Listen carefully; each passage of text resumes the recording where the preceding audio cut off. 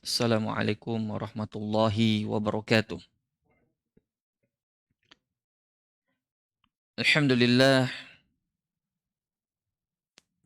alhamdulillahilladzi hadana lihadza wa ma kunna linahtadiya laula an hadanallah.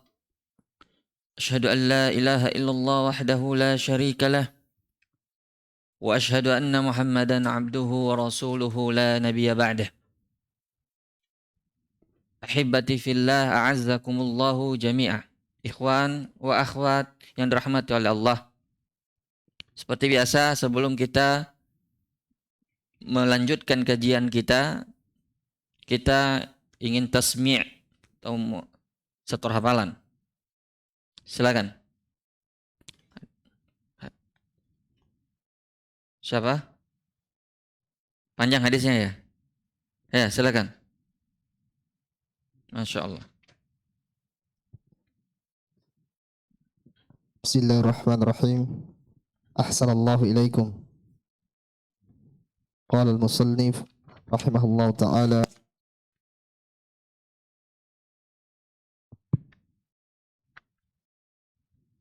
الحديث التاسع والعشرون عن معاذ بن جبل رضي الله عنه قال قلت يا رسول الله أخبرني بعمل يدخلني الجنة ويباعدني عن النار قال لقد سألتني عن عظيم وإنه ليسير على من يسره الله عليه تعبد الله ولا تشرك به شيئا وتقيم الصلاة وتؤتي الزكاة وتصوم رمضان وتحج البيت ثم قال ألا أدلك على أبواب الخير الصوم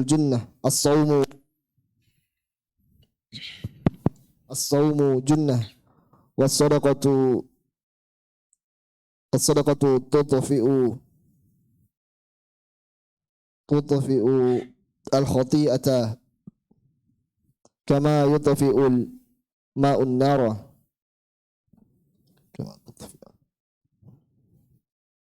وصلاة الرجل من جوف الليل قال ثم تلا تتجافى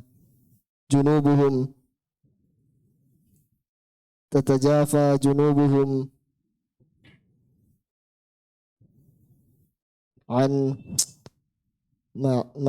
عن المضاجع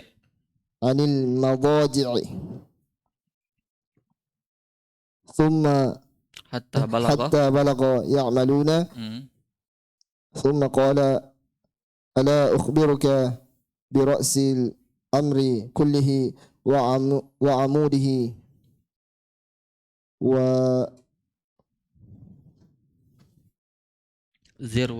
وذروة سنامه قال قلت بلى يا رسول الله قال رأس الأمر الإسلام وعموده الصلاة وذروة سنامه الجهاد ثم قال ألا أخبرك بذلك بملاك ذلك كله قلت بلى يا نبي الله فأخذ به لسانه فقال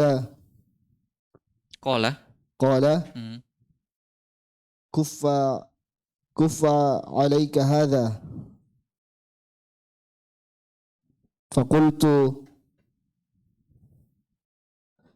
يا نبي الله وإن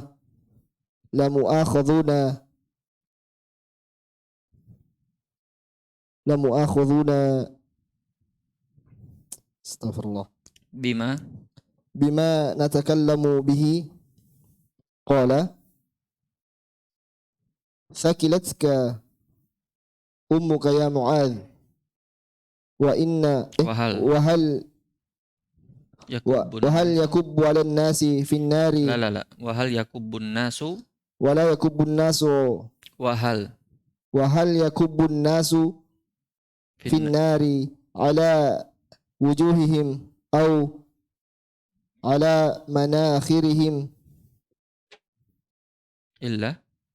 إلا حصائد ألسنتهم رواه الترمذي وقال حديث حسن صحيح بارك الله فيك.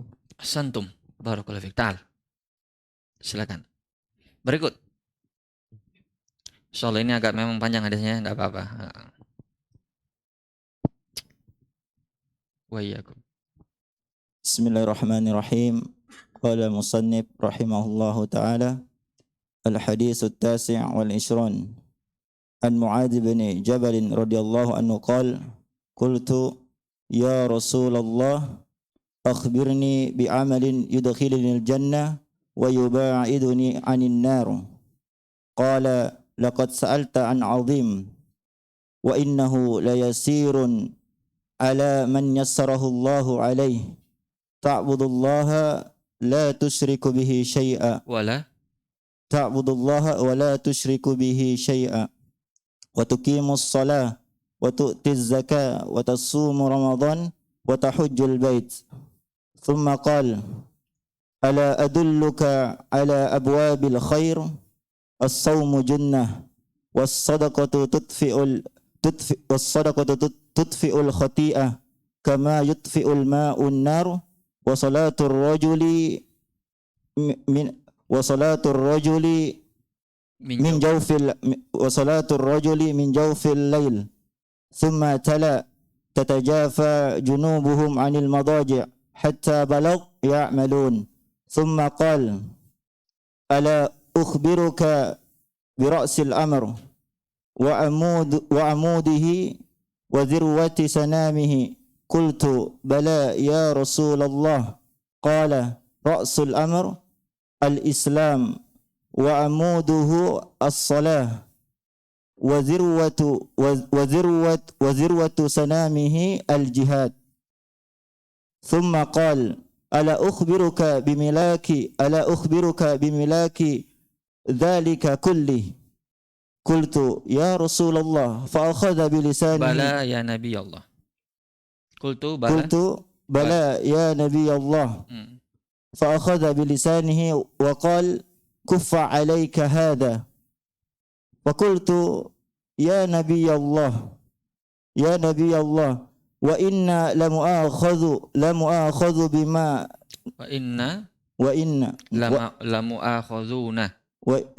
lamu'akhadhuna bima natakallamu bih. Qala thakilatka ummuk ya Mu'adz wa hal yakubbun nasu fin nari ala wujuhihim aw ala manakhirihim illa hasaidu alsinatihim. Rawahu at-Tirmidzi wa qala haditsun hasanun sahih. Barakallahu fikum. Masih ada? Jazakallah khair. Ahsantum. Habis? Selesai. Bagian sini tidak ada. Oke, kita lanjut. Alhamdulillah kita sudah mendengarkan hadis ya yang cukup panjang, mudah-mudahan kita bisa selesaikan pada pertemuan ini. Baik, kita akan dengarkan penjelasan tentang hadis ini. Mungkin ya kita sudah ada sedikit gambaran ya tentang hadis ini. Yang jelas hadis ini adalah berbicara tentang jalan-jalan kebaikan yang mengantarkan seseorang ke surga. Ini yang dibutuhkan oleh setiap muslim, karena setiap muslim pasti semua ingin masuk surga dan tidak ada yang mau masuk ke dalam neraka. Ini jalannya. Ini yang ditanyakan oleh Mu'adz bin Jabal radhiyallahu taala anhu. Baik, kita mulai. An Mu'adz bin Jabal radhiyallahu taala anhu qala, dari sahabat Mu'adz bin Jabal. Siapa beliau? Kita sudah sebutkan biografi singkat tentang Mu'adz bin Jabal. Beliau dikenal sebagai seorang sahabat yang faqih, ahli fikihnya kalangan sahabat. Bahkan disebutkan bahwa beliau nanti di hari kiamat menjadi orang yang paling terdepan di kalangannya para ulama. Itu cukup menentukan kedudukan Mu'adz bin Jabal, seorang fakih atau seorang ahli fikih, orang yang memiliki kecerdasan yang luar biasa dari kalangan sahabat. Jadi di sini kita tidak perlu lagi berbicara panjang lebar tentang biografi sahabat Mu'adz karena kita sudah bahas pada hadis yang lupa. Nah, yang sebelumnya. Yang hadis ittaqillah haitsuma kunta. Hadis keberapa itu? Ittaqillah haitsuma kunta wa adbi sayyi'atal hasanah. Hadis yang keberapa ya? 19 ya? Nanti dicek. Baik, itu sudah kita berbicara tentang biografinya Mu'adz bin Jabal. Sekarang, beliau berkata, qala qultu, saya berkata, ya Rasulullah, wahai Rasulullah. Ini adab yang pertama yang diajarkan oleh Mu'adz bin Jabal kepada kita talabul ilm, penuntut ilmu. Beliau memanggil dengan panggilan ya Rasulullah, panggilan kehormatan. Ini adab. Seorang menuntut ilmu itu harus memperhatikan adab. Jadi jangan cuma ingin dapat ilmu tapi tidak menghiasi diri dengan adab, maka dia tidak akan mendapatkan ilmu. Karena ulama berkata dari ya tergantung dari kadar adabnya seseorang, maka disitulah dia mendapatkan ilmu. Semakin dia beradab, semakin banyak ilmu yang dia dapatkan.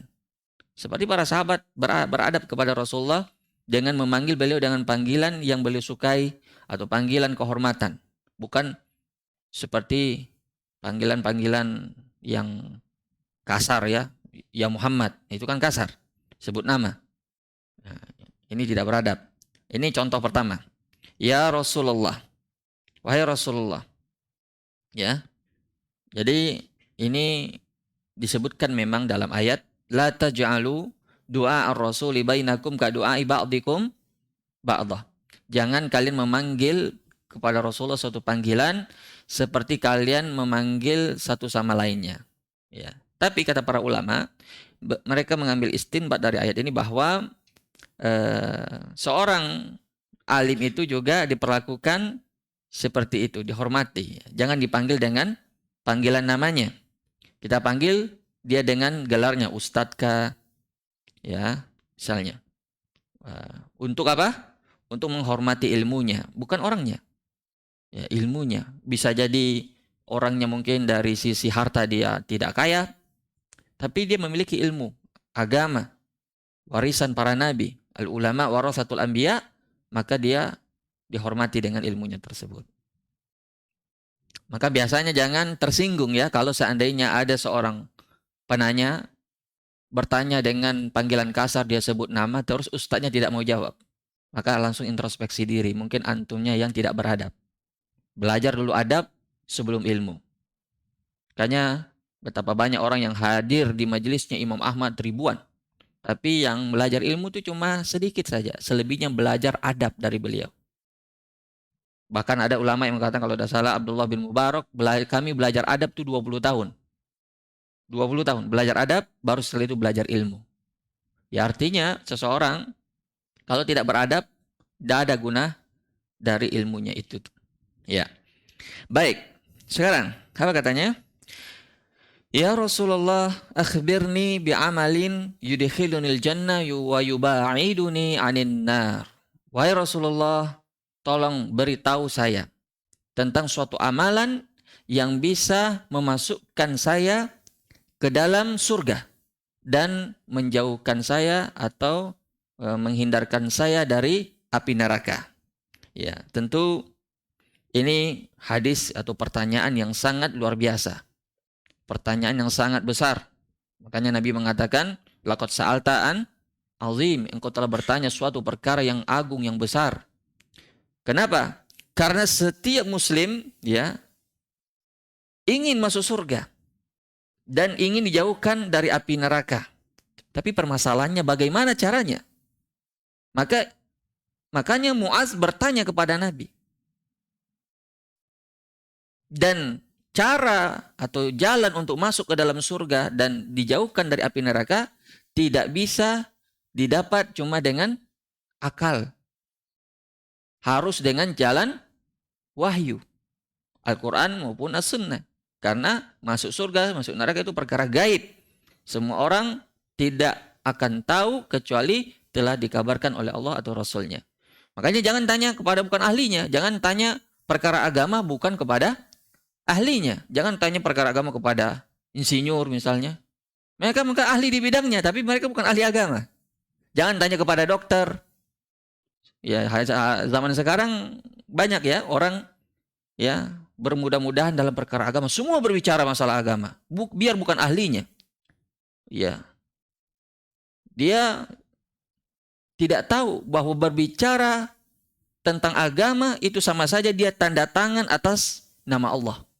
Lebih besar dosanya itu ya daripada orang yang salah dalam perkara dunia. Misal dokter malpraktek dia mengakibatkan orang itu mati. Pasti itu perkara besar. Dia bukan ahli tapi dia paksakan dirinya misalnya akhirnya menyebabkan orang mati. Itu pasti orang akan ribut. Tapi anehnya perkara agama semua orang berbicara. Biar bukan ahlinya. Sehingga apa yang terjadi? Sehingga datang dengan pernyataan-pernyataan yang nyeleneh. Itu yang perlu diperhatikan. Jadi perkara surga dan neraka itu perkara gaib. Yang hanya ditahu dengan cara wahyu. Poin berikutnya. Di sini. Muaz menanyakan tentang perkara akhirat. Beliau tidak bertanya tentang ya Rasulullah kasih tahu saya bagaimana saya dapatkan uang 100 juta pertama. Tidak bertanya bagaimana caranya ya menjadi seorang pengusaha sukses sehingga banyak duit. Tidak, sahabat tidak ada semangatnya menanyakan hal begitu kepada Rasulullah. Karena Rasul dari awal sudah berkata, antum a'lam bi umuri dunyakum. Bahwa kalian lebih paham kalau perkara dunia kalian. Jadi tidak pernah sahabat menanyakan, pernah sahabat bertanya perkara dunia kepada Nabi, yaitu tentang mengawinkan 2 biji korma. Sehingga gagal. Lalu sahabat bertanya, ya Rasulullah gagal. Dia bilang, Nabi, antum a'lam bi umuri dunyakum. Kalau perkara dunia, kalian lebih tahu. Ini diriwayatkan oleh Imam Bukhari. Jadi, ini perkara yang agung. Perkara akhirat, perkara yang mulia. Berbeda dengan dunia. Dunia itu di mata Allah itu tidak lebih dari seekor lalat atau sayap seekor lalat. Tidak ada nilainya.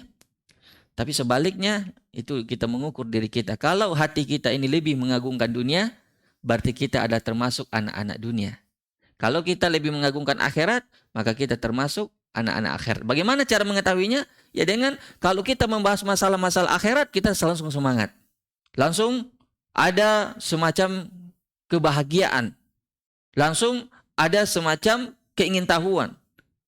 Dan menganggapnya suatu perkara yang besar. Berbeda dengan anak-anak dunia. Mereka sebaliknya. Kalau berbicara orang masalah surga, masalah neraka, mereka anggap itu hal remeh-temeh. Hal yang sepele, tidak ada nilainya. Bagi mereka bagaimana cara untuk mendapatkan dunia sebanyak-banyaknya. Makanya tadi Imam sudah membaca alha kumut takasur. Ilha itu melalaikan sehingga dia lupa tentang akhiratnya, diakibatkan apa? Dunia. Ya. Ya, ini faedah saja yang kita ambil dari semangatnya para sahabat dalam bertanya tentang kebaikan. Kemudian di sini coba perhatikan. Akhbirni bi amalin yudkhilunil jannah wa yubaiduni anin nar. Beliau ingin tahu amalan yang bisa memasukkan orang ke dalam surga dan menjauhkannya dari api neraka. Di sini ya menunjukkan bahwa para sahabat itu sangat semangat dalam bertanya perkara kebaikan. Makanya tidak aneh kalau Imam Ibnu Katsir berkata dalam tafsir beliau, "Lau kana khairan lasabaquna ilai." Andai kata itu perkara baik, maka tentulah sahabat lebih duluan melakukannya daripada kita. Karena mereka lah orang yang paling semangat dalam beribadah.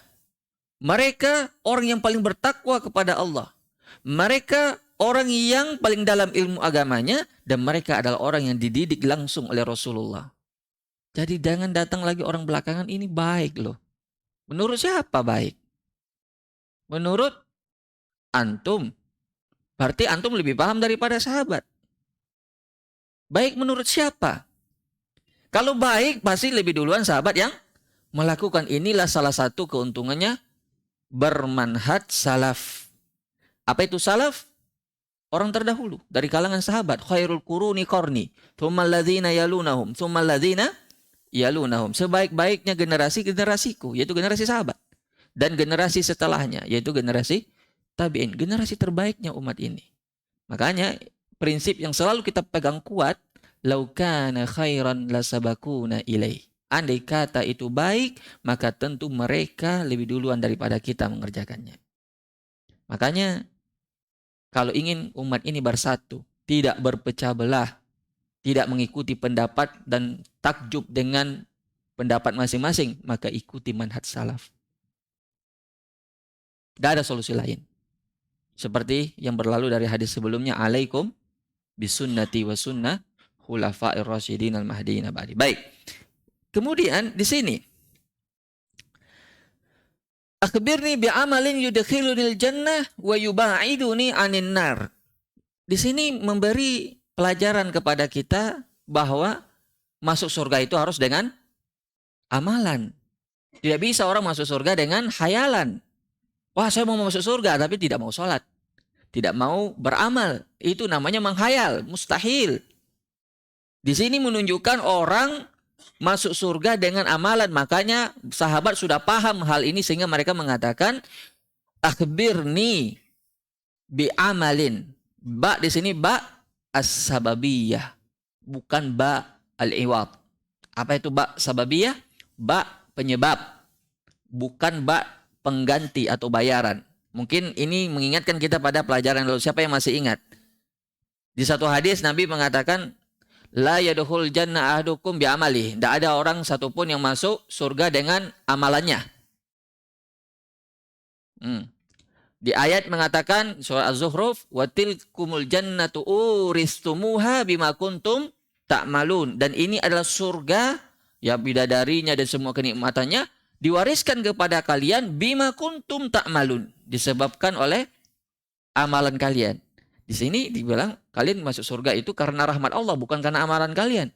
Di ayat mengatakan disebabkan oleh amalan kalian. Sekarang bagaimana? Yang mana yang benar? Atau ada yang bisa jawab? Mengingatkan pelajaran yang lalu, karena kita pernah menjawabnya tiap hari. Bagaimana mengkompromikan? Ya. Jadi bak di sini sebab ya. Kalau yang mengatakan bahwa seseorang tidak masuk surga karena amalannya, itu maksudnya apa?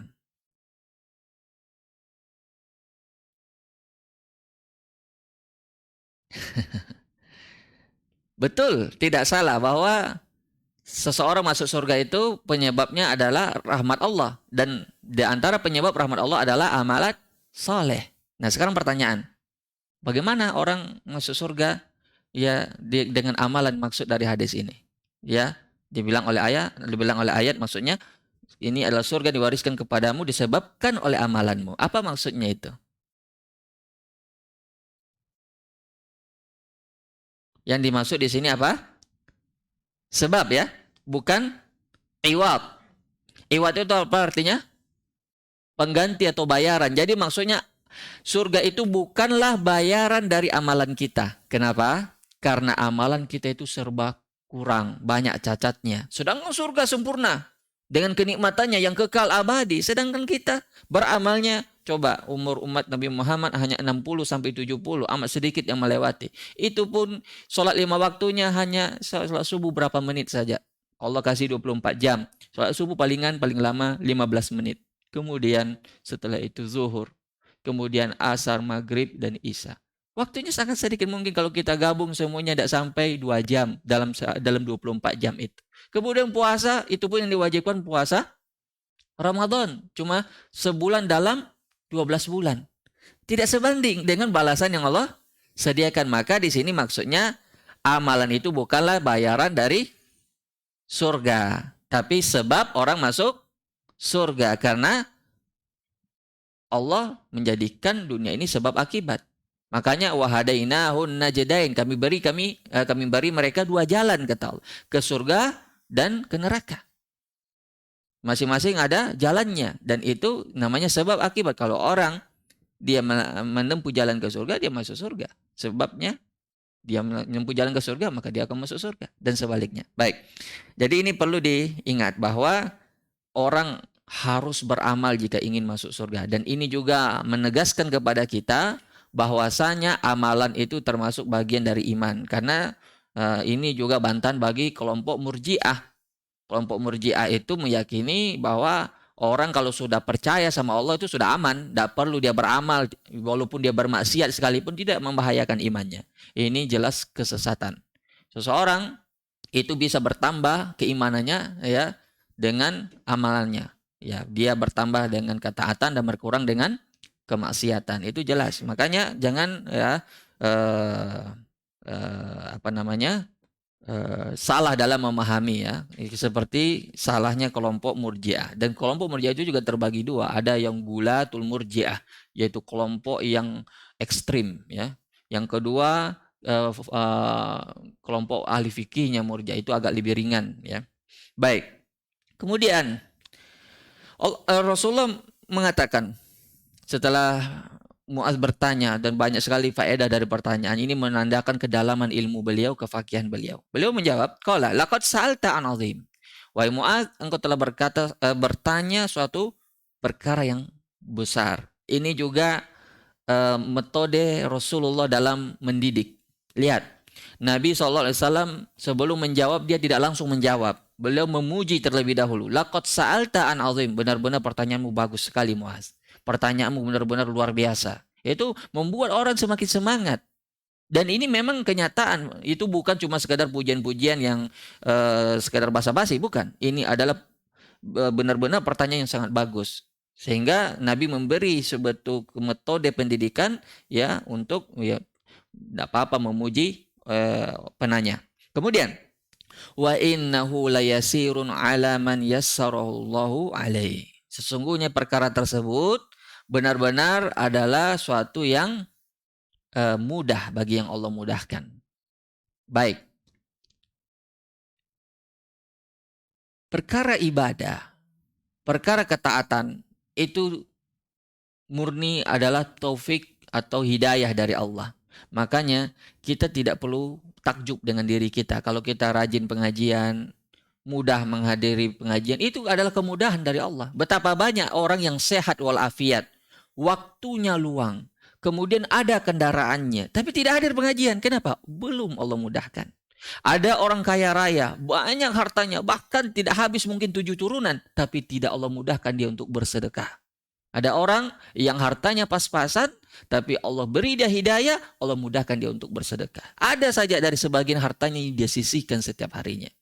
Ada anak muda, kuat fisiknya, kalau mungkin mendaki gunung dia sanggup, ya, pergi lari ke sekian kilometer dia sanggup, tapi ke masjid dia tidak sanggup. Qiyamul lail dia tidak sanggup. Ada orang sudah tua renta, di atas 80 tahun usianya, tapi tidak menghalanginya untuk qiyamul lail. Dan itu kita saksikan di Masjid Nabawi. Kalau sholat Ramadan misalnya, qiyamul lail di sholat tarawih di bulan Ramadan, itu banyak orang-orang tua yang sholat berdiri di belakang imam, yang sholatnya 1 juz dengan 20 rakaat. Anak-anak muda jangankan 1 juz, 20 rakaat ya, separuh dari juz 30 saja mungkin imamnya terlalu panjang duduk bacaannya. Akhirnya apa? Tidak sholat lagi di situ, cari masjid yang pendek-pendek bacaannya. Itu menunjukkan apa? Innahu layasirun ala man yassarallahu alaihi. Sungguhnya itu perkara yang mudah bagi yang Allah mudahkan. Makanya kalau ada orang yang mudah belajar agama, mudah melakukan ketaatan dan kebaikan, itu dia memuji Allah atas nikmat tersebut. Dan jangan dia meremehkan saudaranya yang belum diberi hidayah. Karena bisa jadi karena peremehannya tersebut bisa menyebabkan hidayah itu dicabut. Kenapa? Karena dia takjub pada dirinya. Dia mirip dengan Qarun yang menyandarkan nikmat pada dirinya atau kehebatannya. Ini karena kecerdasanku, bukan karena Allah. Makanya orang banyak-banyak bersyukur kalau dimudahkan oleh Allah. Baik. Kemudian yang pertama, amalan yang paling utama di sini yang menyebabkan orang masuk surga adalah ta'budullah wa la tusyriku bihi syai'a. Engkau beribadah atau menyembah kepada Allah dan tidak mempersekutukannya dengan sesuatu pun. Ini adalah tafsir amali dari kalimat syahadat la ilaha illallah. Ini tafsir dari makna la ilaha illallah ini. Engkau beribadah kepada Allah dan tidak mempersekutukannya dengan sesuatu pun. Apa itu ibadah? Ibadah banyak definisinya oleh para ulama, tapi definisi yang paling mudahnya yang disebutkan oleh Syekhul Islam Ibnu Taimiyah, yaitu ismun jami' likulli ma yuhibbullahu wa yarda min qaulin aw fi'lin zahiran aw batina. Yaitu semua yang mencakup perkataan atau perbuatan, ya, baik itu lahir maupun batin, ya. Jadi apa namanya? Di sini bagaimana kita tahu bahwa itu dicintai oleh Allah? Ya. Kita tahu ibadah itu dicintai oleh Allah dengan cara wahyu, bukan menurut perasaan kita masing-masing. Makanya Hudzaifah bin Yaman kalau tidak salah, beliau mengatakan, kullu ibadah lam yata'abbaduha ashabur rasul fala ta'buduha. Semua ibadah, ya, yang dianggap ibadah yang tidak pernah dilakukan oleh para sahabat Nabi, maka janganlah kamu lakukan. Karena sesuatu itu pasti tidak dicintai oleh Allah. Di sini kita mencari dari ibadah kita itu adalah apa? Kecintaan dari Allah. Bukan menurut selera kita masing-masing. Makanya di sini syarat ibadah itu yang harus diperhatikan itu ada dua, disebutkan oleh para ulama, ya. Yang pertama adalah at-tazallul wal khudu', yaitu pengagungan dan ketundukan. Itu yang pertama yang harus ada pada suatu ibadah. Ya, pengagungan, ketundukan. Terus yang kedua al-mahabbah, yaitu cinta. Ya, seseorang cinta tapi dia tidak mengagungkan dan tidak tunduk, maka ini belum dikatakan dia beribadah. Ini bukan ibadah namanya. Atau sebaliknya, seseorang mengagungkan tapi dia tidak cinta. Mungkin karena takut saja, tapi dia tidak cinta. Maka juga ini bukan dikatakan suatu ibadah. Harus ada dua-duanya. Yang pertama apa tadi? Pengagungan dan ketundukan. Yang kedua, kecintaan. Nah. Kemudian, di sini, ta'budullah wa la tusyriku bihi syai'a ini memang dasarnya atau pondasinya seluruh amalan. Karena tauhid pondasinya semua amalan kita. Karena apabila orang melakukan kesyirikan, maka batallah amalannya. Tergantung kesyirikannya itu besar atau kecil. Kalau syirik besar, itu menyebabkan seluruh amalannya batal. Dari A sampai Z. Semuanya batal. La in asyrakta la yahbatanna amaluk wa la takunanna minal khasirin. Jika engkau syirik, maka akan batal amalanmu semuanya. La in asyraku la habitu anhum ma kanu ya'malun. Ya, apabila mereka melakukan kesyirikan, batal semua amal ibadahnya. Wa ja'alna wa qadimna ila ma amilu min amalin wa ja'alnahu haba'an mantsura. Dan kami perlihatkan seluruh amalan mereka, salatnya, puasanya, semua. Tapi setelah itu Allah jadikan haba'an mansura, yaitu debu-debu yang berterbangan. Tidak ada nilainya. Makanya amalan itu, kesyirikan itu seperti apa? Seperti hadas. Ya. Apabila hadas bercampur dengan taharah, maka bisa membatalkannya. Begitu juga kesyirikan apabila bercampur dengan ibadah, maka bisa akan merusaknya atau membatalkannya. Tapi kalau dia syirik kecil, dia hanya membatalkan amalan yang bercampur dengannya. Misal riya yang ringan. Misal ada orang sholat ingin dipuji, maka sholat itu saja dia yang batal, yang lain-lain tidak. Misalnya ada orang umroh 5 kali, ya, satunya bercampur dengan riya, ya selfie ya, di upload di Facebook, kemudian ingin dipuji, ingin disanjung oleh manusia. Yang lain tidak, dia ikhlas karena Allah. Maka yang 3 ini sahih, maka yang 1 ini batal. Itu perbedaannya, ya, antara yang besar dan yang kecil. Kalau yang besar itu mengeluarkan orang dari Islam dan menyebabkan seseorang itu kekal dalam neraka selama-lamanya. Makanya Allah mengatakan innahu may yusyrik billah faqad haramallahu alaihil jannah wa ma'wahun nar. Sesungguhnya siapa yang berbuat syirik kepada Allah, maka Allah haramkan baginya surga dan tempat tinggalnya sudah pasti neraka. Wa malidh zalimina min ansar, dan tidak ada seorang pun yang bisa menolongnya. Itu tentang amalan yang pertama. Dan itu memang kewajiban yang pertama, perintah yang pertama. Dan perintah semua para nabi kepada umatnya adalah tauhidullah. Walaqad ba'atsna fi kulli ummatin rasulah an ya'budullah wajtanibut taghut. Dan telah kami utus pada setiap umat itu seorang rasul. Apa dakwah pertama mereka? An ya'budullah, sembahlah Allah. Wajtanibut taghut, dan jauhilah kesyirikan atau sesembahan selain Allah. Jadi itu dakwah yang paling pertama. Itu yang pertama, memasukkan orang ke surga. Yang kedua, wa tuqimus shalah. Ya, ini beliau ini berbicara tentang rukun Islam ini. Yang rukun Islam yang pertama apa? Syahadat la ilaha illallah Muhammad Rasulullah. Ini tafsiran syahadat la ilaha illallah. Kemudian yang kedua, tuqimus shalah. Mendirikan salat. Kemudian wa tu'tiz zakah. Engkau membayar zakat, wa tasum Ramadan, wa tahujjal bait, kemudian engkau puasa Ramadan, kemudian engkau haji. Ya. Ini menunjukkan keutamaan 5 rukun Islam yang menyebabkan seseorang bisa masuk surga. Jangan diremehkan. Jangan orang rajin sholat, puasa kalau Ramadan, kemudian bayar zakat, kemudian haji kalau dia mampu. Itu hal yang menyebabkan seseorang bisa masuk surga. Terutama yang kedua itu sholat. Sholat itu rukun yang terpenting setelah kalimat syahadat. Kenapa? Karena sholat itu adalah tiangnya agama. Kalau tiangnya roboh, maka agamanya pun roboh. Seperti tenda, kalau kita tarik tiangnya, maka roboh tendanya. Begitu juga agama. Kalau kita tidak sholat atau meninggalkan sholat, maka diperselisihkan oleh para ulama keislaman kita. Ada 2 poin di sini. Yang pertama, bagi yang meninggalkan sholat karena meyakini sholat tidak wajib. Yang kedua, bagi yang meninggalkan sholat karena malas misalnya, tapi dia meyakini sholat itu wajib. Maka masing-masing ini berbeda hukumnya. Yang pertama, yang meyakini sholat itu wajib, ya, tapi dia tidak sholat, maka diperselisihkan oleh ulama keislamannya. Sebagian mengatakan dia masih muslim, tapi pelaku dosa besar. Tapi sebagian lagi mengatakan dia murtad, keluar dari Islam. Karena Nabi SAW bersabda, al-ahdul ladzi bainana wa bainahumus shalah faman taraka kafar. Ya, bahwa pemisah antara kami, janji antara kami dan mereka, yakni orang-orang kafir, itu hanyalah salat. Siapa yang meninggalkannya maka dia telah kafir. Bainar rajuli wasyirki wal kufri tarkus shalah. Antara seseorang dengan kesyirikan dan kekafiran itu adalah meninggalkan salat.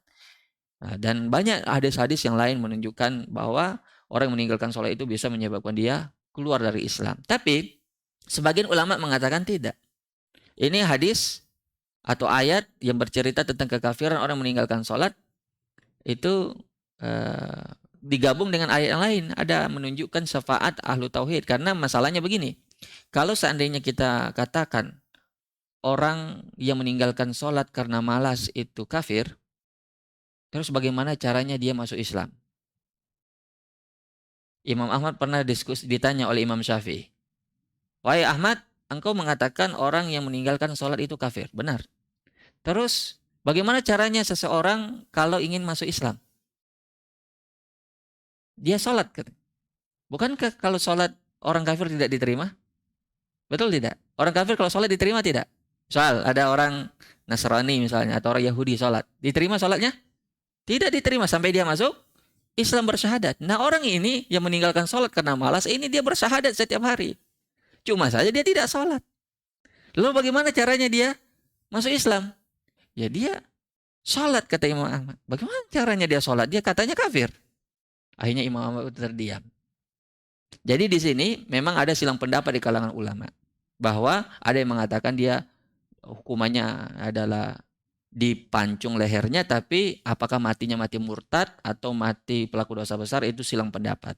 Kalau Imam Abu Hanifah berpendapat tidak dipenggal lehernya tapi dipenjara, ditakzir. Nah, ini silang pendapat kalangan ulama. Tapi ini menunjukkan bahwa pentingnya kedudukan sholat dalam Islam. Jangan bilang, oh saya tidak merugikan orang, saya tidak mencuri, saya tidak berzina, tidak mabuk, saya orang baik, cuma saya belum sholat. Ini justru amalan yang kamu lakukan itu lebih besar daripada dosa semua itu, sebagaimana dikatakan oleh Ibnu Qayyim. Beliau membawakan suatu kaidah yang sangat bagus. Kalau kita paham ini kaidah, maka kita akan paham betapa besarnya itu dosa meninggalkan sholat. Bahwa tarkul awamir a'zam indallah min tihaki an-nawahi. Melanggar atau meninggalkan perintah itu lebih besar dosanya daripada mengerjakan larangan. Mengerjakan larangan itu biasanya dorongan nafsu. Habis itu dia menyesal. Seperti Adam. Nabi Adam alaihissalam dilarang mendekati pohon. Beliau mendekati. Akhirnya beliau diusir dari surga. Turun ke dunia. Tapi beliau akhirnya tobat dan Allah terima tobatnya. Iblis diperintah oleh Allah sujud. Dia tidak mau sujud. Akhirnya apa? Diusir juga dari surga. Tapi apa yang menyebabkan iblis dilaknat sampai hari kiamat? Dia tidak mau bertobat. Kenapa? Karena yang menyebabkan dia melanggar itu perintah adalah kesombongan. Malah dia berkata, anzirni ila yaumi yub'atsun. Beri saya tangguh sampai pada hari kiamat. Beri saya tenggang waktu. Jadi di sini dilihat iblis diusir dari surga bukan karena dia mencuri, berzina, bukan. Dia melanggar perintah. Orang yang sholat itu apa yang dia langgar? Orang yang tidak sholat apa yang dia langgar? Perintah. Maka di sinilah Ibnu Qayyim mengatakan bahwa dosa orang yang meninggalkan sholat itu lebih besar daripada berzina, membunuh, berjudi dan dosa-dosa besar yang lainnya. Apalagi ada hadis yang mengatakan orang yang tidak sholat dibangkitkan di hari kiamat bersama ru'asa'il kuffar, bersama Fir'aun, bersama Haman, bersama Qarun dan Ubay bin Khalaf. Itu pemimpin orang kafir semua. Dan orang yang tidak sholat dibangkitkan sama mereka. Maka orang yang mengatakan orang yang tidak sholat itu kafir juga menjadikan ini dalilnya. Tapi terlepas dari itu, kita tahu bahwa sholat itu adalah perkara yang sangat luar biasa besarnya dalam Islam. Maka jangan kita sepelekan. Baik. Berapa menit lagi azan?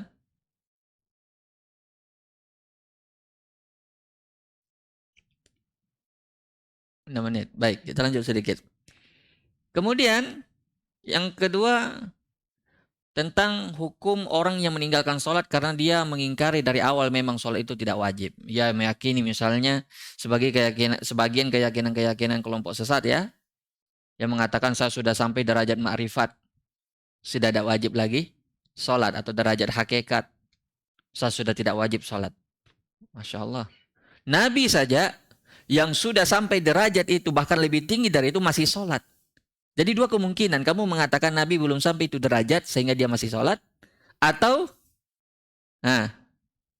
apa? Atau Nabi dibilang belum sampai itu derajat. Jadi kamu seolah-olah mengatakan kamu lebih hebat daripada Nabi. Nabi saja masih sholat. Kenapa kamu tidak? Maka siapa yang mengingkari kewajiban dalam agama secara umum yang maklum bidururah fiddin, yang sudah dimaklumi kewajibannya, dia mengatakan misalnya zakat tidak wajib, haji tidak wajib, itu sudah kafir. Walaupun dia haji, walaupun dia sholat. Tapi keyakinan ini bermasalah. Ketika dia meyakini sesuatu yang sudah dimaklumi kewajibannya lalu dia meyakini tidak wajibnya, maka dia kafir menurut kesepakatan ulama. Dan sebaliknya juga, ketika ada suatu perkara yang haram dalam agama yang sudah dimaklumi keharaman seperti zina, misalnya zina ya, dia mengatakan zina itu halal, yang penting suka sama suka. Dia meyakini kehalalan zina, maka dia keluar dari Islam walaupun dia tidak berzina. Ada orang yang berzina tapi tidak dihukumi kafir. Kenapa? Karena dia masih meyakini apa? Keharaman zina. Dia melakukannya karena dorongan hawa nafsunya, tapi dia merasa bersalah karena dia tahu bahwa itu dosa. Beda halnya dengan orang meyakini kehalalan zina, itu dihukumi kafir walaupun dia tidak berzina. Jadi masalah keyakinan ini perlu kita dalami dengan baik supaya kita tidak terjebak dalam hal-hal yang bisa membatalkan keislaman kita. Kemudian setelah itu, setelah Nabi menyebutkan 5 rukun Islam yang menyebabkan orang masuk dalam surga, beliau mengatakan, "Tsumma qala ala adulluka ala abwabil khair." Maukah aku tunjukkan pintu-pintu kebaikan yang lain maksudnya. Tadi rukun Islam itu yang paling penting, sudah sempurna. Ini pelengkap, lebih sempurnanya lagi. Berarti amalan-amalan sunnah. As-saumu junnah. Puasa itu adalah junnah. Junnah itu artinya tameng. Tameng itu gunanya untuk menghalangi dari kejelekan. Misalnya kalau orang berperang pakai tameng supaya tidak terkena senjata-senjata. Begitu juga Nabi mengibaratkan itu puasa seperti tameng. Tameng dari apa? Dari kemaksiatan. Orang yang rajin berpuasa, maka dia akan jarang berbuat maksiat. Maka kalau seseorang menemukan dirinya sulit meninggalkan perbuatan dosa atau maksiat, maka obatnya adalah puasa. Ini mujarab. Jadi kalau orang merasakan nafsunya bergejolak atau dia susah meninggalkan perbuatan maksiat, maka obatnya adalah puasa. Ini Nabi yang mengatakan, as-shaumu junnah. Was-shadaqatu tudfi'ul khati'ah, bahwa sedekah itu memadamkan kesalahan. Kama yudfi'ul ma'un nara, sebagaimana air memadamkan api. Ini perumpamaan yang bagus karena dosa itu diibaratkan dengan api, panas dia. Setiap orang yang berdosa dia akan merasakan panas di dadanya. Tidak tenang, gelisah. Itu di dunia, di akhirat dia panasnya dibakar dengan api neraka. Dan memadamkannya dengan apa? Dengan sedekah. Orang kalau dia melakukan, jadi tadi puasa itu sebelum terjadi perbuatan dosa. Jadi dia bentengi dirinya dari perbuatan maksiat, perbuatan dosa. Sehingga dia memperbanyak puasa. Tapi kalau seseorang sudah terlanjur terjatuh dalam perbuatan dosa dan maksiat, apa yang dia lakukan? Sedekah. Untuk memadamkan murkanya Allah. Memadamkan kemarahannya Allah. Makanya, wa'at bi'isayyatal hasanah tamhuha. Ikutilah keburukan itu dengan kebaikan. Karena dia bisa menghapuskannya. Kebaikan itu bisa menghapuskan keburukan. Makanya, ini adalah obat sebelum terjadi dan setelah terjadi. Sebelum terjadi pelanggaran, kita disuruh berpuasa. Setelah terjadi atau terlanjur terjatuh kepada pelanggaran atau dosa, kita disuruh untuk bersedekah. Baik. Terutama di sini, yang paling sering dapat anjuran bersedekah itu kaum perempuan. Seperti hari raya Nabi menganjurkan perempuan bersedekah. Kenapa bisa? Ini khusus untuk akhwat, ini untuk kaum perempuan, kaum hawa. Nabi pernah diperlihatkan oleh Allah neraka ketika sholat kusuf. Wa uritun naro. Saya pernah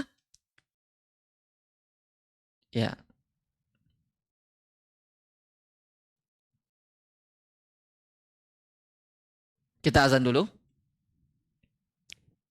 Baik, kita lanjut sedikit. Tadi kita katakan bahwa kebanyakan wanita dilihat oleh Nabi dalam neraka. Kebanyakan penghuni neraka itu adalah wanita. Kebanyakan penghuni neraka itu adalah kaum wanita. Sekarang pertanyaan, kenapa banyak penghuni neraka itu dari kalangan wanita? Siapa yang tahu jawabannya? Kufur nikmat, barakallahu fiik. Ta'al. Apa lagi yang menyebabkan wanita banyak masuk neraka? Angkat tangan. Itu di akhir zaman ya. Dari awalnya, dari zaman Nabi Nuh sampai ini. Kenapa bisa? Mereka lisannya ahsantum, tidak bisa menjaga lisannya. Laki-laki juga begitu ya, tapi kebanyakannya wanita. Yallah, bisurah. Tafadhal, ambil parfumnya. Apa lagi yang menyebabkan wanita banyak masuk neraka? Barakallahu fikum. Mana tadi? Ya, paling belakang. Masya Allah. Jarang mengingat kebaikan suaminya ya. Suaminya setengah mati bekerja siang malam sepanjang hari, dia baiki. Lihat saja kesalahan sedikit, apa Nabi bilang? Tidak pernah ku baiki, Kak.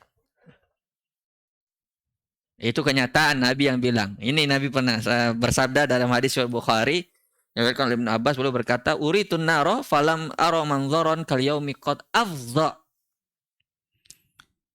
Sama pernah diperlihatkan oleh Allah itu neraka, dan tidak pernah kulihat pemandangan yang lebih menyeramkan daripada itu.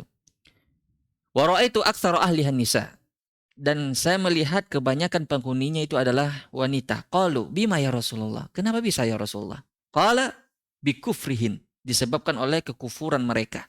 Yakfurnallah, para sahabat bertanya, apakah mereka kafir kepada Allah? Dibilang Nabi tidak. Yakfurnal asyira wa yakfurnal ihsan. Mereka kufur terhadap pasangannya dan kufur terhadap kebaikan. Kufur terhadap suaminya dan kufur terhadap kebaikan. Lalu Nabi mengatakan, "Lau ahsanta ila ihdahunna dahra." Andai kata salah seorang di antara kalian melihat, ya, dari seorang wanita itu melihat dari kalian suaminya itu suatu kullahu, ya, kalian berbuat baik sepanjang waktu kepada istri kalian, sepanjang tahun. Summa ra'at minka syai'an, kemudian dia melihat sesuatu yang tidak dia senangi darimu, qalat, dia akan berkata, ma ra'aitu minka khairan qat. Saya tidak pernah lihat kebaikan dari dirimu sama sekali. Dia ingkari kebaikan yang sekian banyak hanya gara-gara kesalahan yang sedikit. Ini juga penyebab orang masuk neraka. Makanya Nabi menyuruh para wanita itu banyak-banyak bersedekah untuk menghilangkan ini kemarahan dari Allah Subhanahu wa taala. Baik. Kemudian setelah itu wa sholatur rajuli min jaufil laili.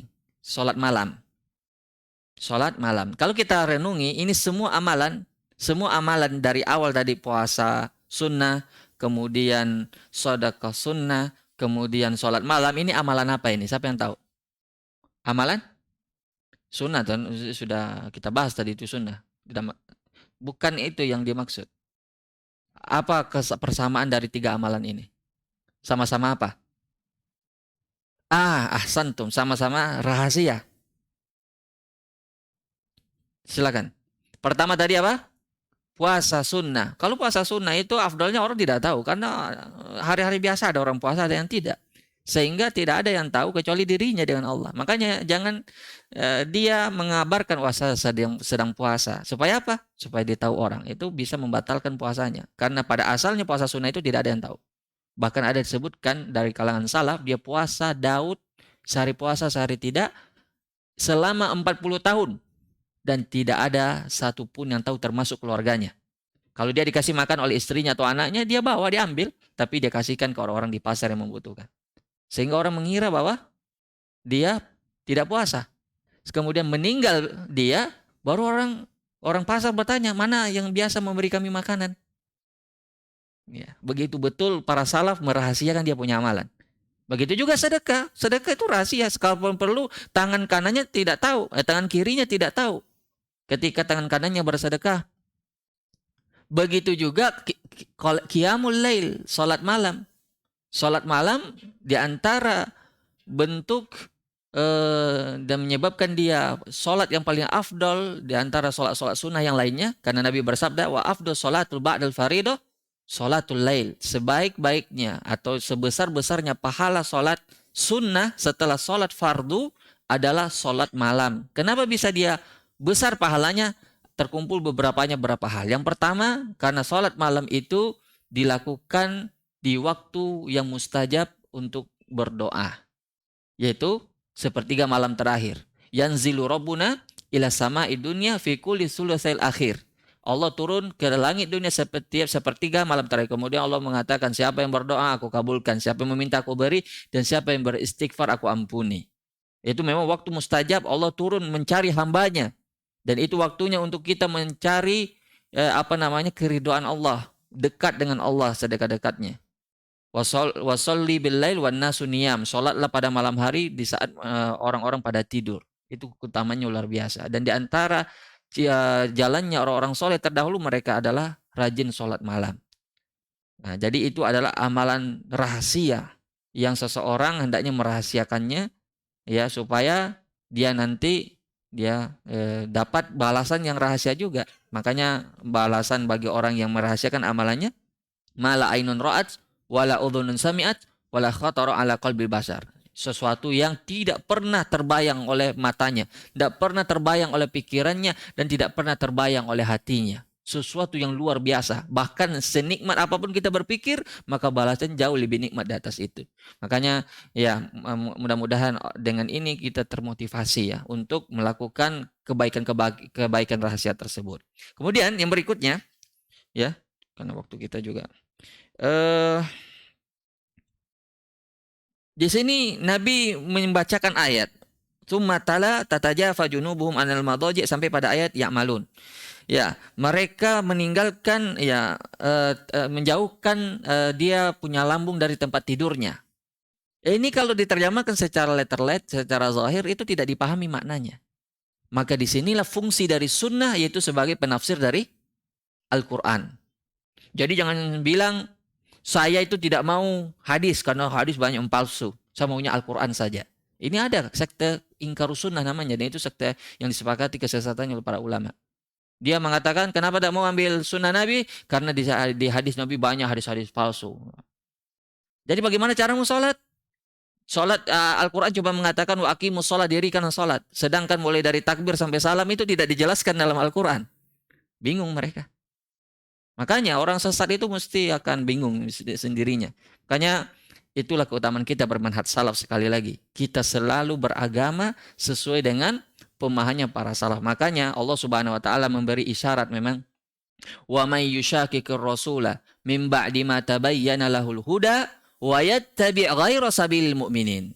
Orang yang menyelisihi jalannya Rasul dan menyelisihi jalannya para orang-orang mukmin. Siapa yang dimaksud di sini? Para sahabat. Jadi orang saya berpegang pada Al-Quran dan Sunnah itu tidak cukup. Karena banyak aliran-aliran yang disebutkan oleh Nabi 72 golongan itu juga mengaku dia berpegang pada Al-Quran, juga berpegang pada Sunnah.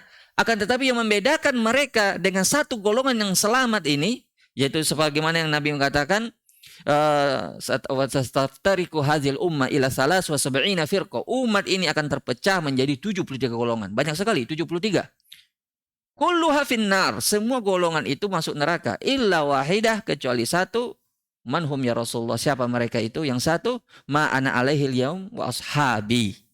Siapa yang di atas jalanku dan para sahabatku. Jadi kita tidak cukup saja mengaku-ngaku ikut Al-Quran, ikut Sunnah. Tapi pemahamannya juga harus kita ikuti dari pemahaman para salaf. Jadi ini yang dimaksud. Ya, ini Al-Quran ditafsirkan dengan hadis, itu termasuk salah satu manhaj dari manhaj salaf.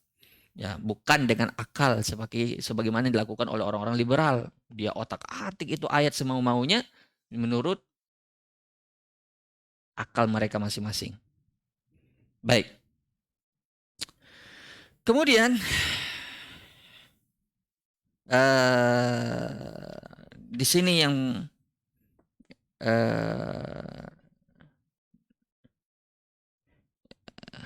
kata kuncinya, Nabi mengatakan tsumma qala ala ukhbiruka bimilaki dzalika kulli. Maukah ku beritahu kunci dari semua itu tadi, yakni kunci dari kebaikan-kebaikan yang telah berlalu tadi.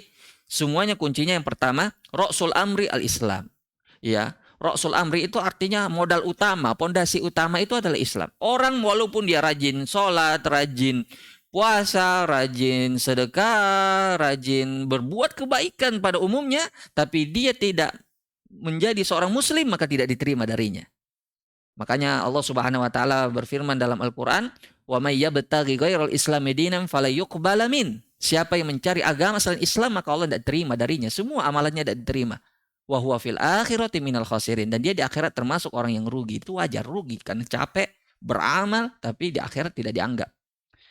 Dan ini juga termasuk pada orang-orang yang mengaku Islam tapi melakukan amalan-amalan pembatal Islam. Seperti orang yang dia mengatakan saya muslim tapi dia minta-minta ke kuburan. Itu pembatal Islam. Itu juga masuk ke dalam ini.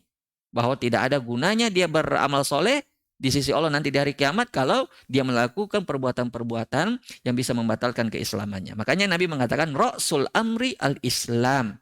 Bahwa pokok utama dari semua amalan tadi itu adalah Islam dulu. Kemudian wa amuduhu shalah, dan setelah itu tiang dari agama Islam itu adalah salat, dan itu kita sudah bahas tadi. Wa dzirwatu sanamihi al-jihad. Zirwatu sanam itu artinya punuk onta ya. Yang punuk itu sesuatu yang paling tinggi dari tubuh onta. Jadi puncak dari Islam itu adalah jihad. Coba, siapa yang tahu kenapa bisa jihad dikatakan puncak dari Islam? Kenapa bisa dikatakan oleh Nabi wadzir watu sanamihi al-jihad, bahwa puncak dari Islam itu adalah jihad? Apa alasannya? Syiar paling tinggi, betul. Alasannya kenapa dia syiar yang paling tinggi? Karena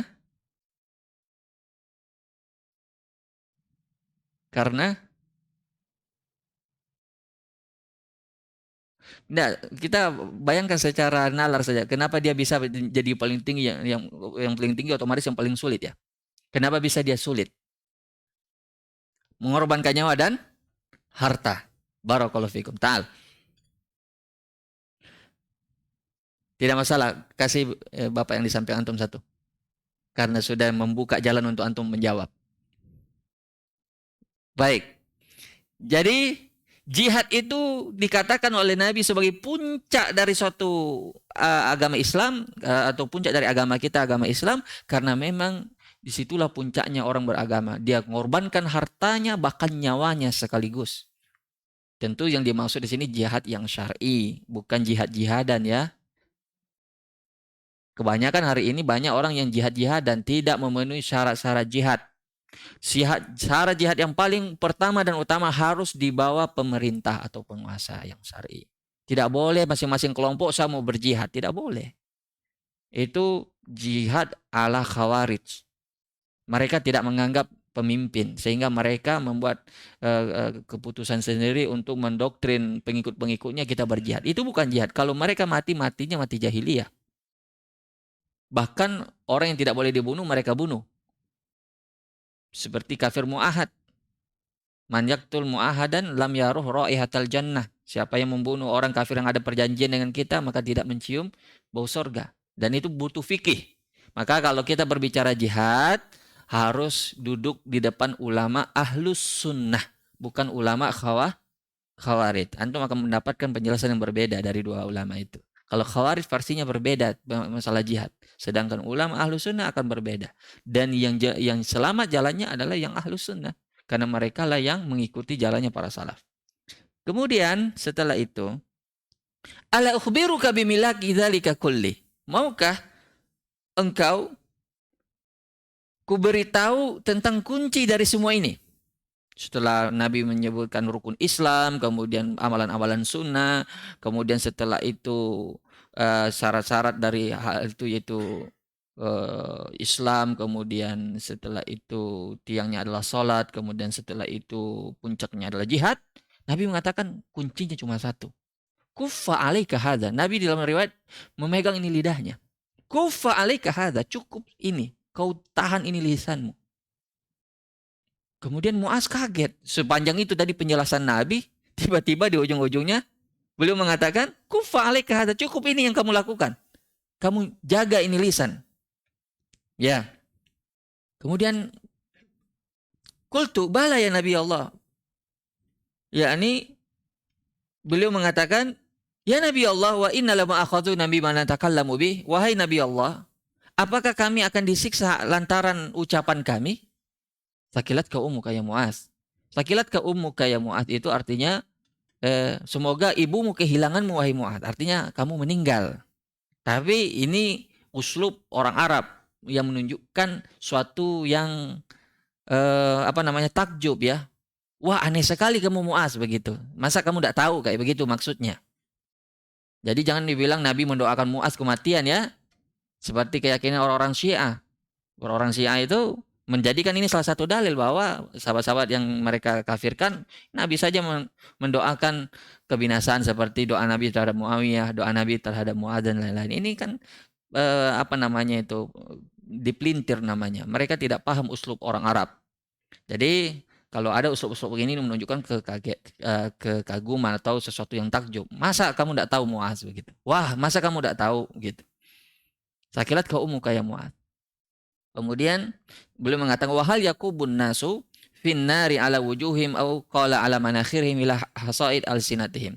Bukankah seseorang itu diseret dengan mukanya di neraka dan manakhirihim dan ya lambungnya ya, illa hasaid alsinatihim, kecuali buah atau hasil dari lidahnya. Ini apa namanya, menunjukkan bahaya lisan ya, bahaya perkataan. Seseorang sudah capek-capek jihad, sudah capek-capek sholat, sudah capek-capek melakukan semua yang disampaikan oleh Nabi tadi, tapi gara-gara lisannya menyebabkan dia masuk neraka. Dan yang paling banyak orang menyebabkan masuk dalam neraka adalah lisannya. Dan lisan itu banyak sekali dosanya. Kesyirikan dari lisan. Contoh, dia berdoa kepada selain Allah. Itu dosa apa itu? Dosa lisan. Dia berkata kesyirikan. Dia meminta-minta kepada selain Allah, bertawasul, beristighosah kepada selain Allah. Itu kesyirikan. Dan itu dosa lisan. Padahal dia orang yang sholat. Dia orang banyak. Mungkin dari awal sampai akhir tadi yang semua jalan-jalan ke surga atau jalan-jalan menuju surga dia jalankan, tapi dia tidak bisa jaga lisannya. Kemudian ghibah dan namimah itu juga pembatal semua amalan. Kenapa dikatakan pembatal amalan? Ghibah itu dia adalah kezaliman.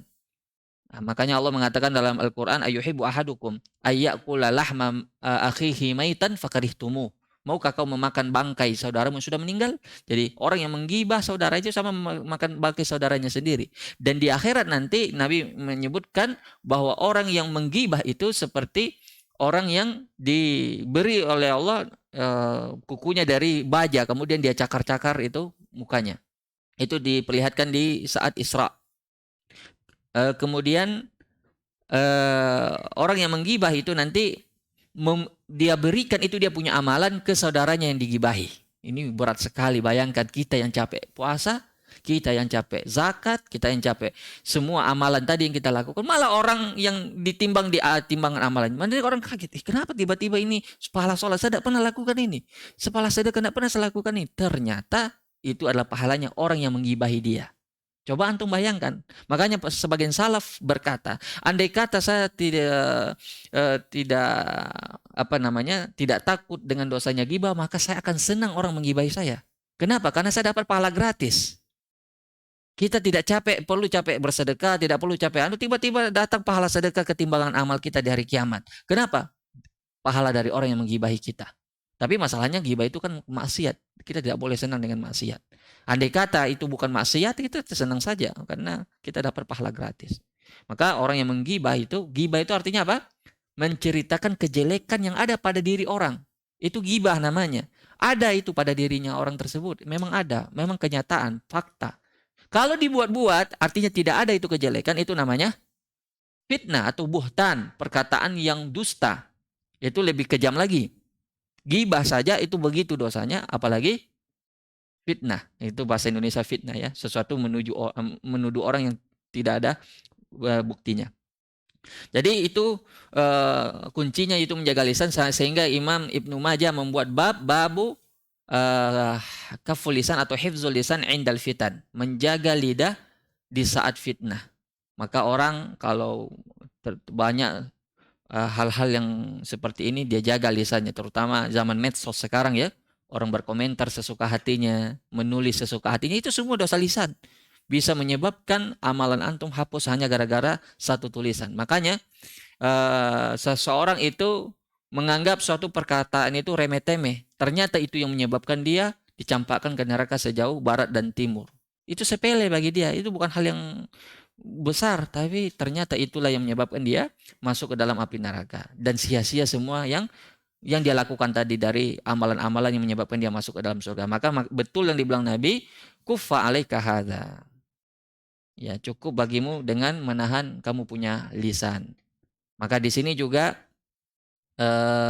faedah yang paling penting dan kita tutup dengannya, yaitu perkataan Nabi, wahal yakubun nasu ala wujuhim aw ala manakhirihim illa hasaid alsinatihim.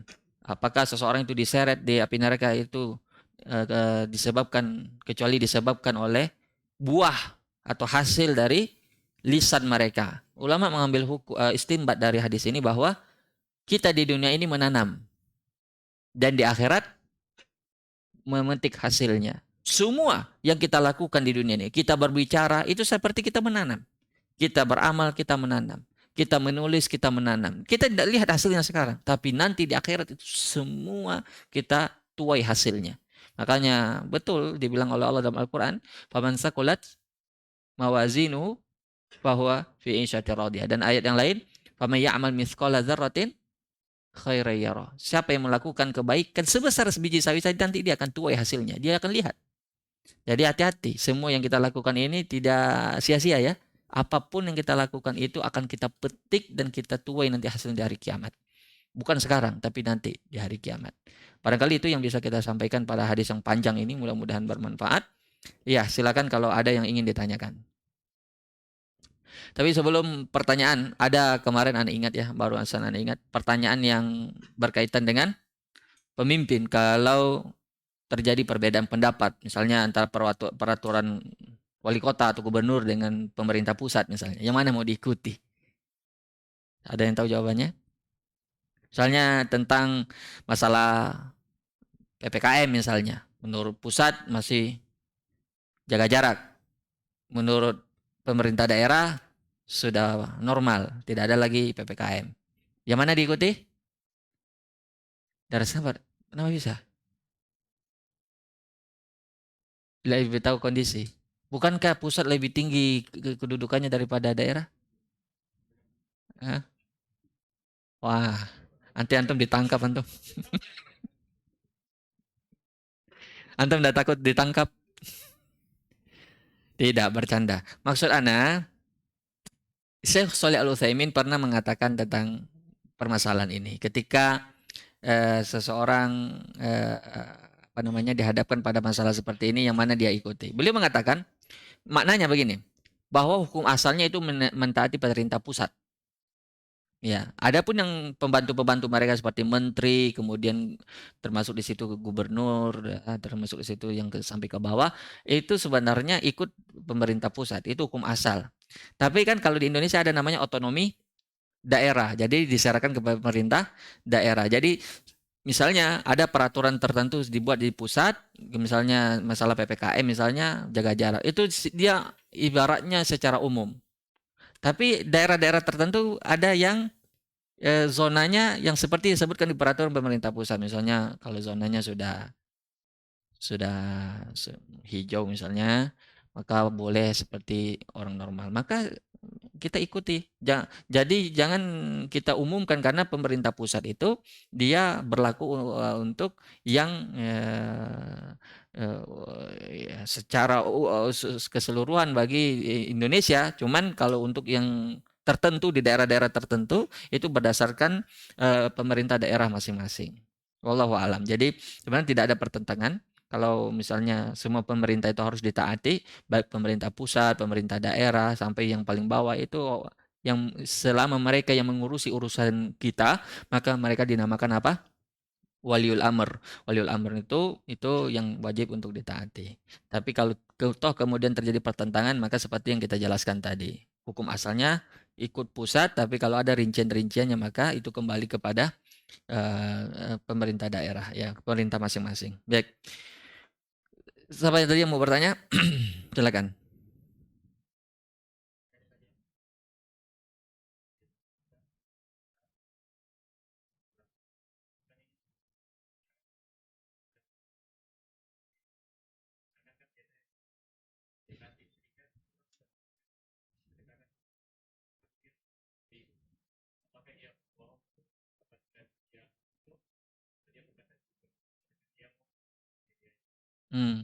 Masya Allah.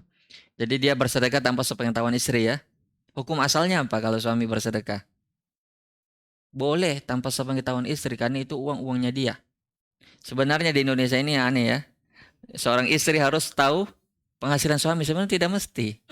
Yang penting itu istri itu sudah dikasih uang belanja, tidak kurang dari makannya, pakaiannya, kebutuhannya, selesai. Dia tidak perlu terlalu ya mendetail tentang berapa gaji suaminya. Bahkan lebih parah lagi, dia yang pegang gaji suaminya, ATM suaminya. Jadi suaminya kalau mau uang minta sama istrinya. Ini namanya suami takut istri. Itu tidak ada dalam Islam seperti itu. Ar-rijalu qawwamuna 'alan nisa. Sekarang terbalik. An-nisa perempuan yang jadi pemimpin bagi laki-laki. Ini jadi masalah ya. Ini jadi masalah. Jadi hukum asalnya biar suami bersedekah tanpa sepengetahuan istri itu justru itu yang lebih afdal dengan syarat dia tidak ya menelantarkan istrinya. Hanya saja perlu diketahui bahwa eh, sedekah yang paling afdol seorang suami itu adalah pada keluarganya. Dia dapat 2 pahala sekaligus. Ya, pahala sedekah dan pahala bertanggung jawab atas keluarganya. Bahkan kalau dia punya keluarga, misalnya hubungan tali satu kerabatan, dia punya kakak miskin, punya adik miskin, dia bersedekah kepada adiknya dulu, baru kepada orang lain. Karena di situ dapat 2 pahala sekaligus, pahala sedekah dan pahala menyambung tali silaturahim. Allahu ta'ala alam. Silakan.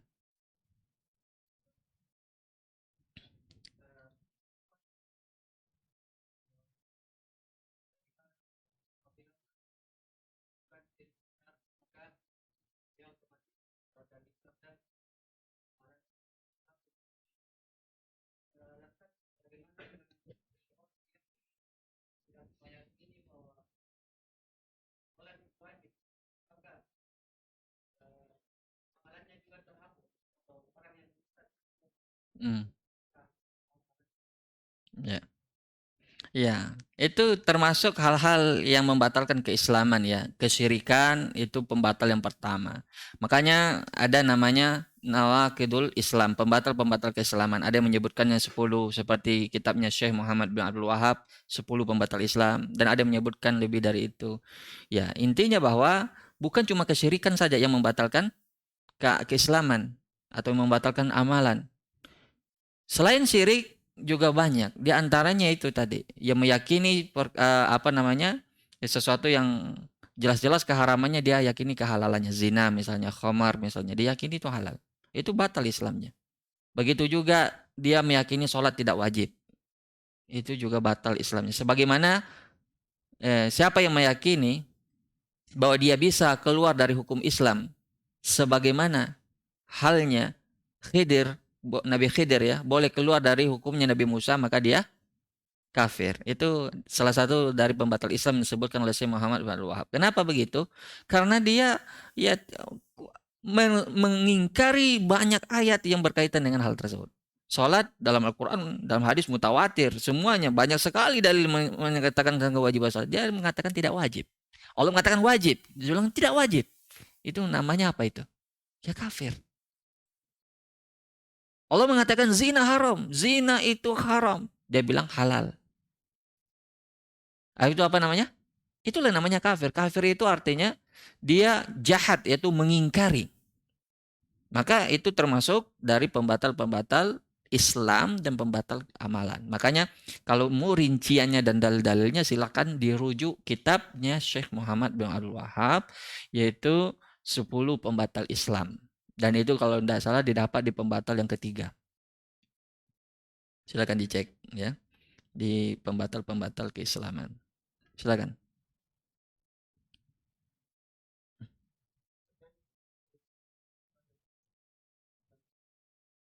Hmm.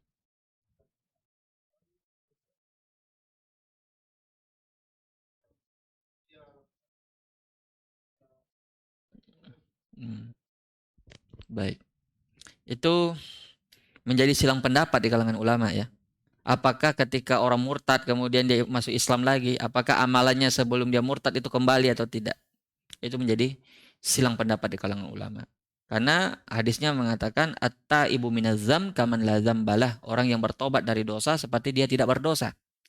Karena pada dasarnya orang yang berdosa itu dia melakukan perbuatan yang melanggar, kemudian setelah itu dia kembali, berarti dia dianggap tidak berdosa.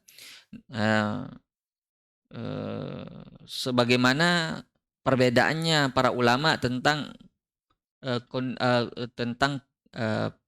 kedudukan atau lakop ya, derajat sahabat, seorang sahabat yang murtad sepeninggal Nabi ketika perang dengan Musailamah Al-Kadzab dengan para sahabat ya, itu ada sebagian yang terbunuh, ada sebagian yang Tidak, dan mereka kembali pada Islam. Mereka itu awalnya murtad. Kemudian kembali ke Islam. Apakah mereka masih layak dikatakan sahabat? Mereka ini sudah murtad loh sepeninggal Nabi. Dan definisi sahabat adalah orang bertemu Nabi, lalu dia beriman kepadanya. Nah, dia murtad. Tapi dia sempat bertobat kembali. Apakah dia masih dapat lakop sahabat? Menurut Ibnu Hajar dia masih dikatakan sebagai sahabat. Kembali lagi derajat sahabatnya ketika dia masuk Islam. Makanya definisi sahabat menurut Ibnu Hajar Al-Asqalani, Al-Hafidz Ibnu Hajar dalam kitabnya Tamyiz fi Ma'rifatus Sahabah, kitab Tamyiz, apa itu? Definisi sahabat adalah man ra'a an-nabiyah, man ra'a an-nabi summa amana bih, kemudian wa in takhallala biriddatin. Orang yang melihat Nabi lalu dia beriman kepadanya walaupun dia sempat murtad sebelumnya, kemudian dia masuk lagi ke Islam. Itu definisi yang merupakan mayoritas ulama hadis. Jadi wallahu alam ya, siapa yang murtad kemudian dia kembali lagi, maka kembalilah amalan-amalan yang sebelumnya. Wallahu alam. Saya kira cukup. Tidak ada lagi pertanyaan. Baik. Parfumnya juga sudah habis ya.